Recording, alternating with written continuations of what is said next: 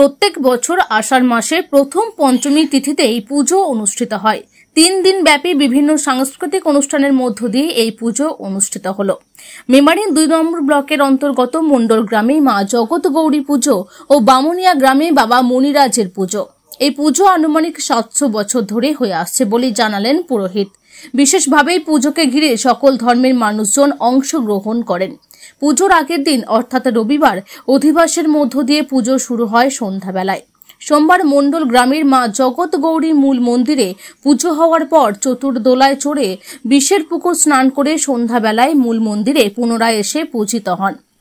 পাশাপাশি সোমবার বাবা মণিরাজ বামুনিয়া গ্রামে প্রত্যেকের বাড়ি বাড়ি গিয়ে পুজো গ্রহণ করেন সন্ধ্যাবেলায়।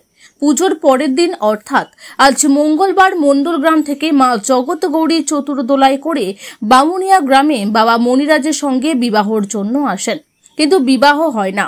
প্রবাদ বাক্য আছে যে কানা কোণে গুদা বর, বিয়ে হবে না ঘর ফিরে চল। বামুনিয়া গ্রামে বিবাহ উপলক্ষে বাবা মণিরাজ বিশেষ পুজো পাঠের আয়োজন হয় বলে জানালেন পুজো কমিটির তরফ থেকে। পুজো উপলক্ষে উৎসবে মেতে ওঠেন পার্শ্ববর্তী প্রায় 25টি গ্রামের বাসিন্দারা। এই পুজো উপলক্ষে মেলা, যাত্রা ও বিভিন্ন সাংস্কৃতিক অনুষ্ঠান হয় বলে জানালেন পুজো কমিটির সদস্যরা। পুজো উপলক্ষে 8 থেকে 80 সকলে সামিল হন এবং বহু ভক্ত দূর দূরান্ত থেকে এসে মায়ের কাছে পুজো দেন।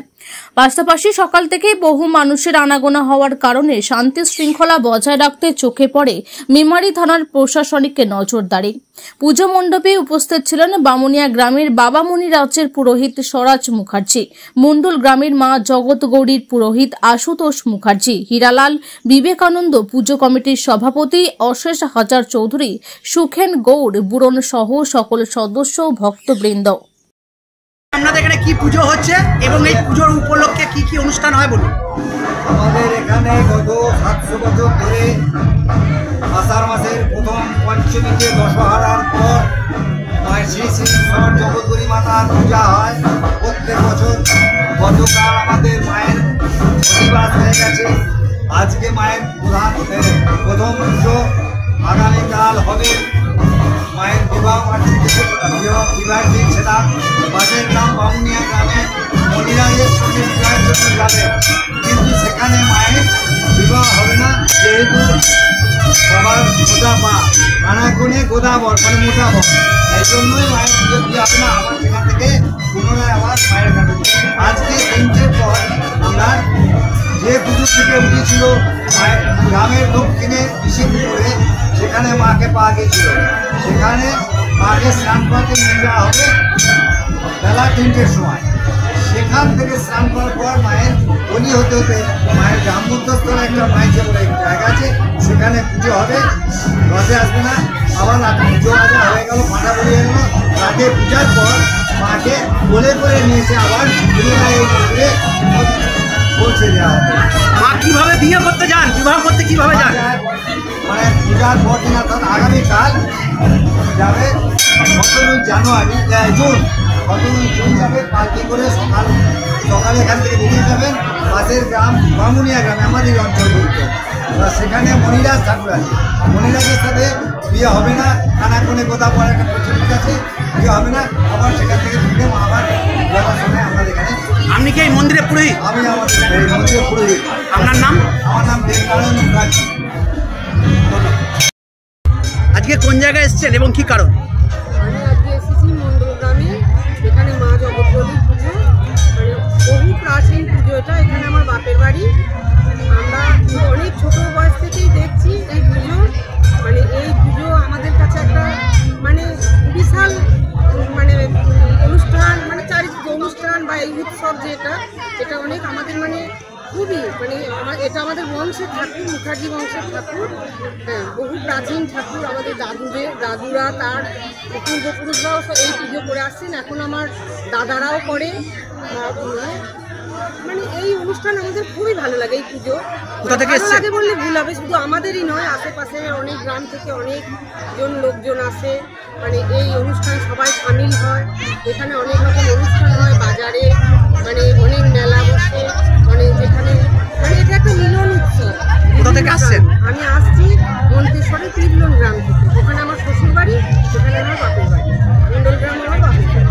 মায়ের কাছে কি প্রার্থনা জানালেন? জানালেন? মায়ের কাছে প্রার্থনা জানালাম সবার মা মঙ্গল করুক, মা তো সকলের।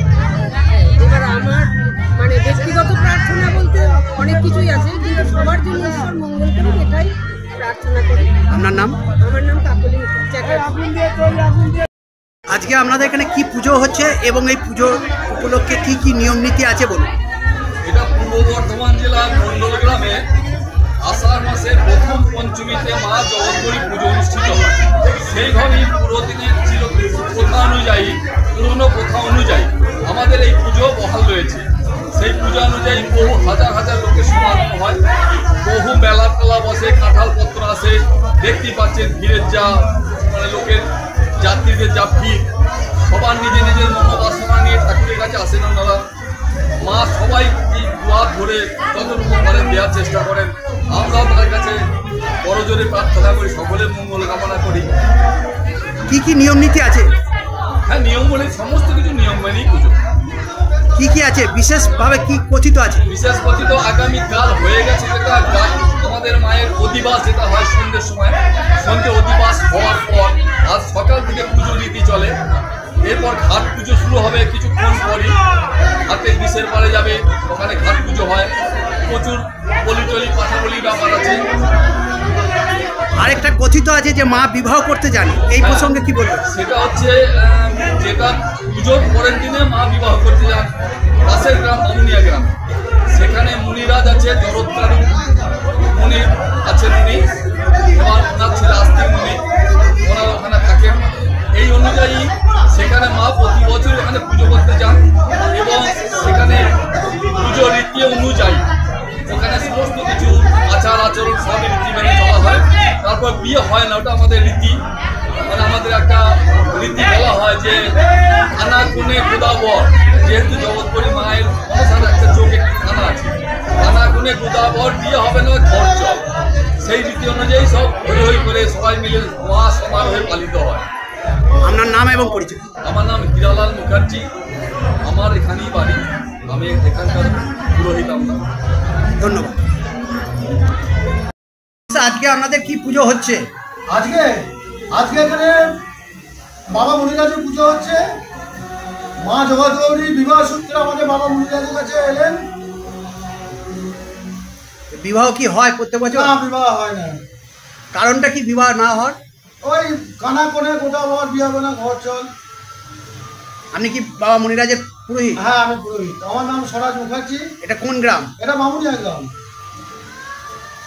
যাক, বাবা মুনিরাজ মা জগদ্ধাত্রীর কৃপায় বৃষ্টি হলো, আমাদের স্বস্তির বৃষ্টি। সবাই পুজোয় একটু আনন্দ করতে পারবে, নাহলে তীব্র রোদ ছিল, মানুষ বাড়ি থেকে বের হতে পারছিল না। আপনার নাম? স্বরাজ মুখার্জি।